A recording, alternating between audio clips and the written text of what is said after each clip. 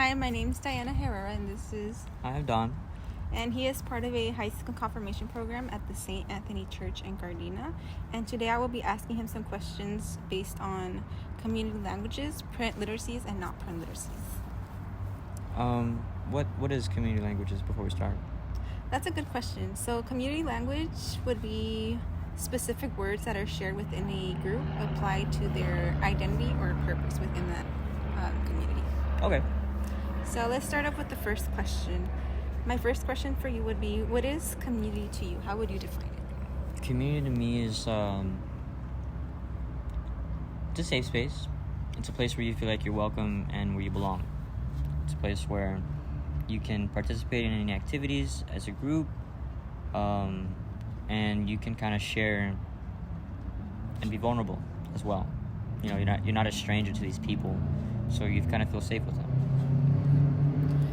Okay, so I heard that you mentioned the safe space and vulnerability. Mm-hmm. So can you give an example in which you felt that or was given in that environment? So, I'm in the confirmation program. As you mentioned earlier, I'm a catechist now. Before I could become a catechist, I had to be confirmed and actually go through the entire program. And that includes, being a year 1 student, staying for the year, doing the curriculum, and then becoming a year 2 student. As a year 1 student, you're coming in, you don't know anybody.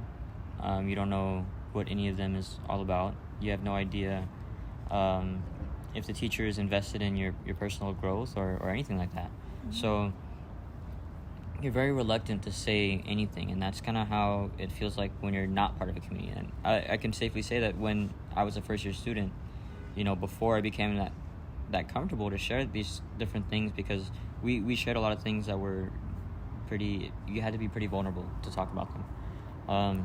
But before I was comfortable with that, I don't think you could call us a community. We were just a bunch of strangers in a common place.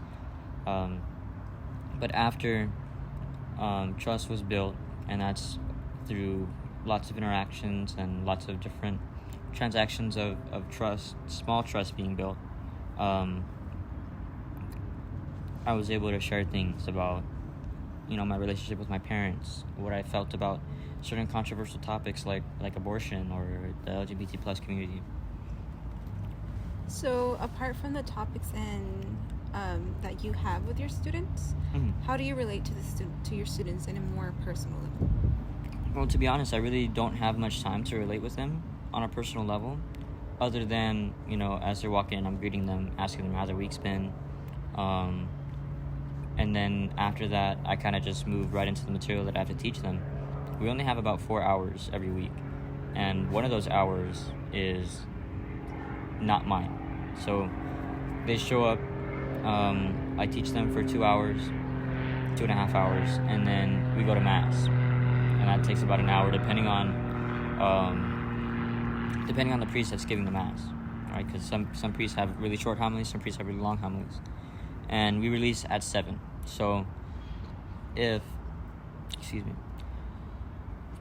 I have a priest that has a really long-winded sermon, then that's even more instructional time that I don't have. So I really don't have enough time to just ask them, hey, how's your assignments going? What's your views on these things? Some of those opinionated views topics, they kind of come up, but as part of the lesson. It's not really just socializing. Okay, and how would you say your community is different from other communities? Do you have any other communities you can list off for me? So compared to your neighborhood or your church, how would you describe it different from other churches, organizations within the religious field? Well, I will say that it's different from a neighborhood in the sense where we're not all living close to each other. And then the differences between my church and another church, we're really small. If we gather everybody in one room, sure, it's pretty large. It's a pretty large amount of people, but each catechist only has about 20 students. So it's really personal, and some of these students because I've been a catechist for 3 years. Some of these students I've taught their older siblings, and I already kind of know their family or their, almost I can guess their views on certain topics. What else would set us apart? I guess the way we kind of teach that varies no matter where you go for your confirmation program. The way that someone teaches is not even bound to the location, it's bound to each catechist and their specific encounter and relationship with God. Yeah. Okay, and you mentioned earlier that you went through confirmation yourself. How would you describe it different now that you're the catechist, the teacher? So now that I'm the catechist, I get to see what it looks like to plan out all these things that I went to, and just kind of showed up.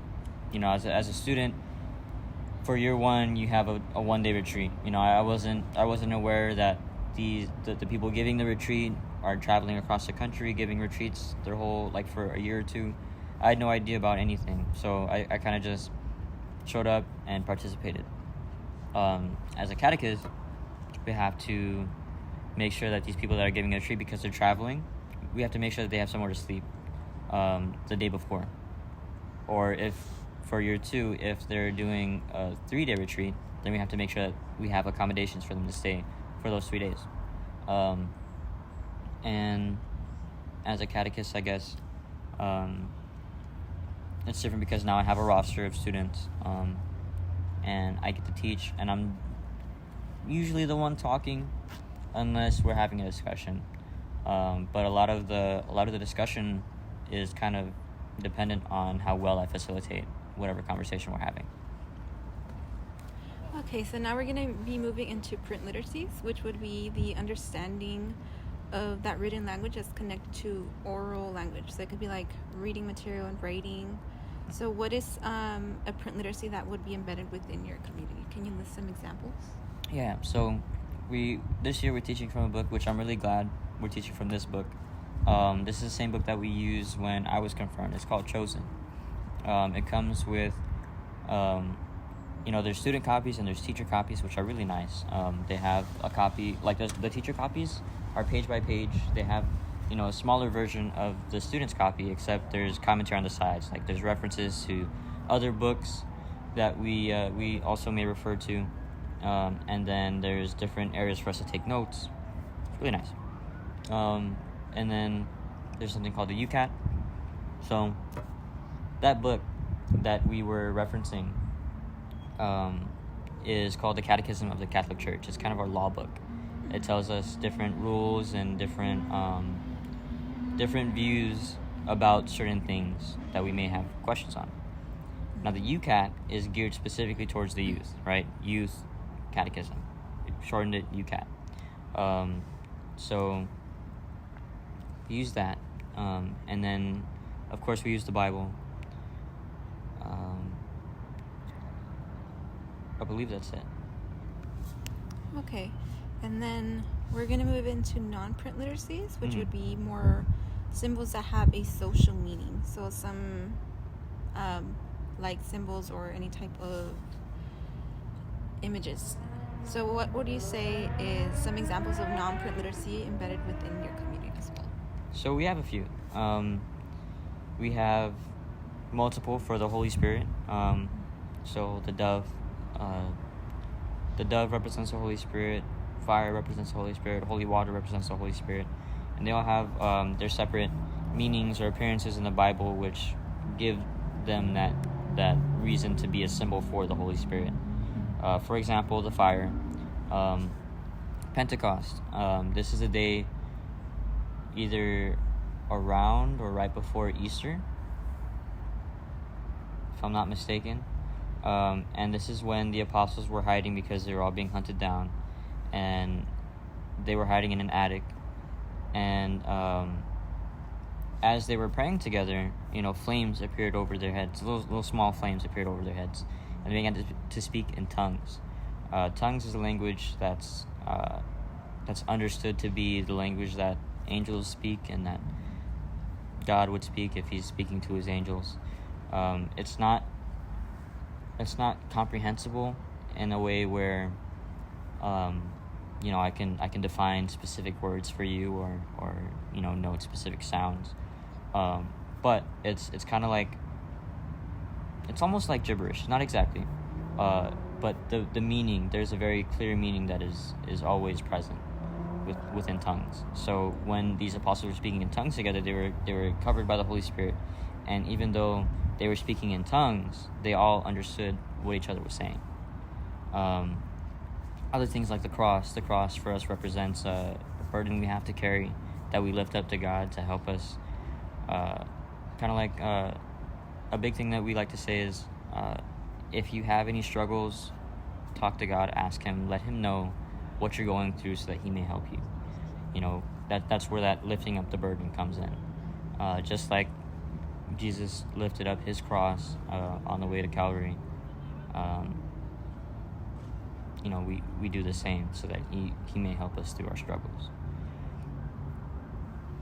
Okay. Well, that's all the questions I have for you today. Thank you for your time and your responses. Do you have any questions for me on the interview? No, thank you. Alright, well, thank you. Now moving on to my reflection on the understanding of literacy. I would define literacy as the ability and or knowledge that helps the child's development. My understanding of literacy changes and expands throughout the time frame of the class as we learn the different types of literacies, yet how they all connect in one way into the child's development. For example, community literacies and family literacies have different definitions, but they all correlate to the overall development of the child's learning academically. I believe the best way in teaching literacy in the early childhood classrooms would include reading, writing, and bringing in the best interest of the child, along with beliefs and their cultures into the classroom, such as bringing families in the classrooms, having presentations with hands-on activities.